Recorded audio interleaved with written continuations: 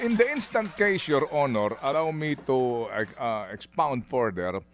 So, pwede pala na naghain ng annulment kay si Mister, okay, at yung dokumento ng annulment ko, ng Mister, nung nakarating kay Mrs., ay nakita niya, may mga pag-amin dito ng kanyang pagkakaroon ng anak sa labas, ng kanyang pagiging magkaroon ng girlfriend, etc., na magiging basihan ko naman ngayon sa pagdemanda ng vowsy.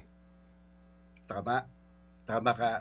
Alam mo, basta tanggain ka ng kaso, tandaan natin, under oath yun.